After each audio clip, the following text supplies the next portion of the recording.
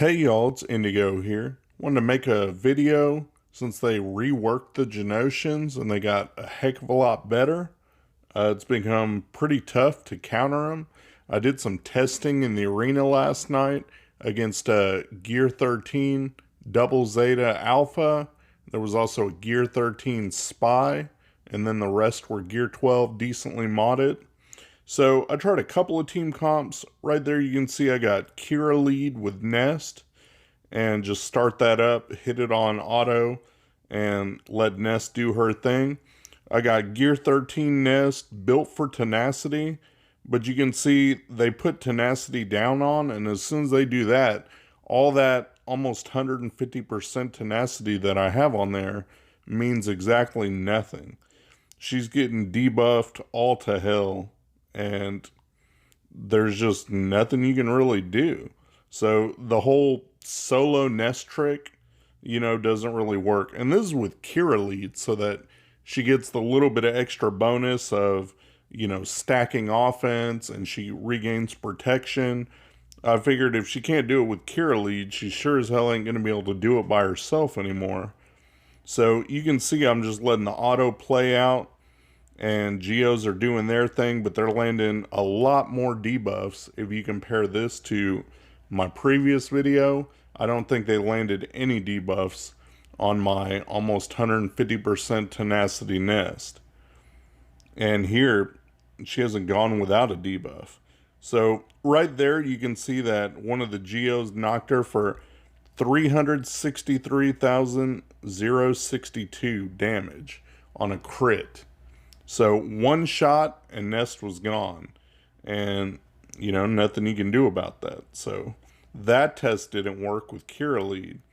So, okay, heavy crits. Let's try something else. Maybe something a little bit different will work. So I got the idea to try Dengar lead, because he'll give a negative 50% crit damage on his lead. And then throw Hermit Yoda in there for the Master's Training buff. Get that extra defense, offense, tenacity, everything in there.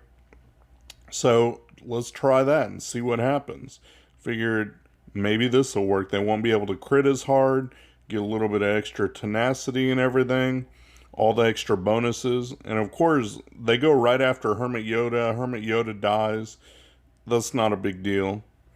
Figure that's going to happen. Dengar goes into stealth, but they can knock him out of it, and so he dies, of course. Now it's just Nest.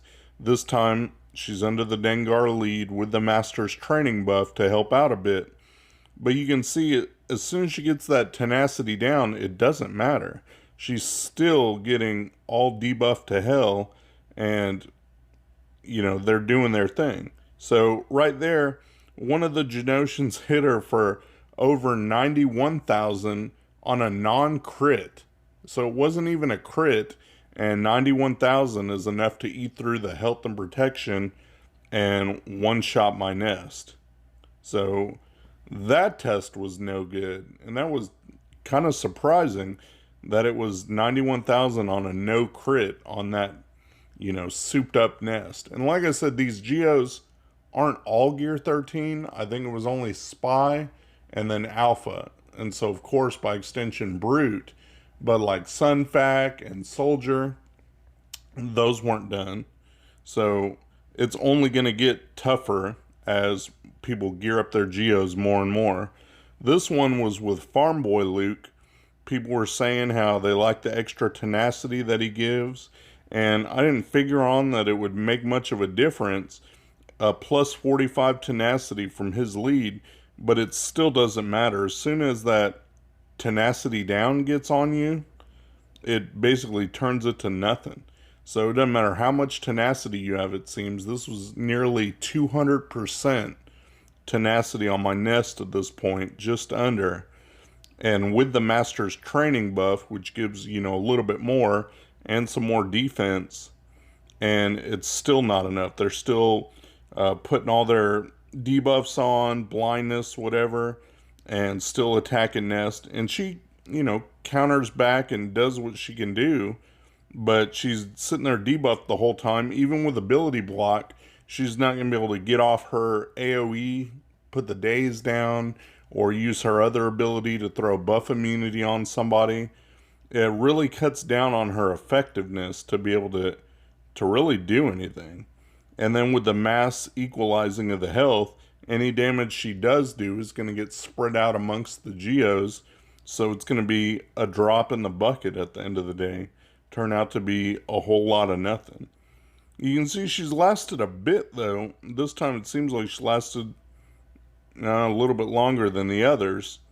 But I mean, I really think that's just a fluke. And I'm not sure what other leaders to try her under, because pretty much the same thing happens.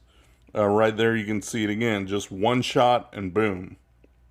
So that's it for my nest trials. If y'all can think of anything else maybe I should try, let me know, and I'll try and test it in arena when I can and let you guys know how that worked. But for right now, I want to move on to something different. I'm going to just include this in here because maybe you'll find it interesting. I tried with an EP team, figured maybe I can get out front with a debuff train, but I wanted to throw my IPD in there because if you can take out Alpha straight away, that's going to stop the health equalization. Well, check this out.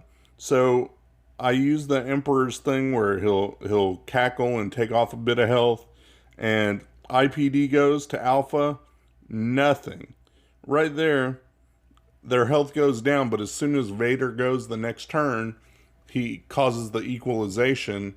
So an exploding IPD did its damage and wasn't even near enough to kill Alpha, not even close. So anyway, I thought I would show you guys that, and now we know what doesn't work. So now that we know what doesn't work, let me show you guys what does work. So I reached out to another content creator. Maybe you guys have seen his videos, Mandalore. I think he's in Mighty Wallets. And he's got some nice resistance. He's got his holdo all the way geared up. And he had posted a video pre-reworked Geos. And they worked out pretty well. So I asked him if he wouldn't mind trying it again. So he threw his resistance at him. And he's going against some top-notch Geos with some Gear 13s in there as well.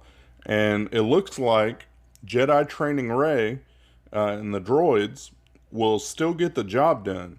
He's got Holdo in there. She provides some daze and some, healing, which I guess is nice. But the daze, I think that's the key. And then he said C-3PO is an important part of that team.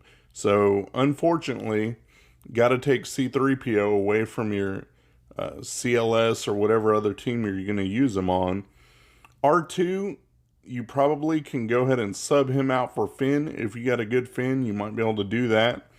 Otherwise, this team, he said, still works. He tried it post-rework, and it still is getting the job done, does the damage, and you can see that pretty much just stops the Geos in their tracks. You get enough turn meter with the JTR team, and you're able to control them with the wave, taking away turn meter, throwing daze on there, doing the exposes, help fuel your own turn meter. You can see that he's just knocking them down. So no problem there. Looks like JTR is the way to go, and maybe this will finally give us all a reason to gear up our holdos and get some use out of her. Now, he does have the Zeta on his. I don't think that's strictly required, but I'll do some testing and find that out for sure. So if you guys can think of any other counters for these Geos, anything you've tried that works well, holler at me. Put a comment down below and let me know what you guys are thinking and what's working. And let's try and sort this out before GA locks so that we can all plan our strategies. Shout out to my buddy Mikayas. He runs a modding service. He'll go through, make sure you got the right squad compositions and the right mods on the right characters. Give your account a real nice tune-up. I'll put the link to his Discord in my description. Go ahead and check him out. Tell him Indigo sent you. Thanks for watching my video, guys. If you enjoyed the video, Please give me a thumbs up, subscribe, share your comments down below, and hopefully you'll check out my other videos on my channel. Peace!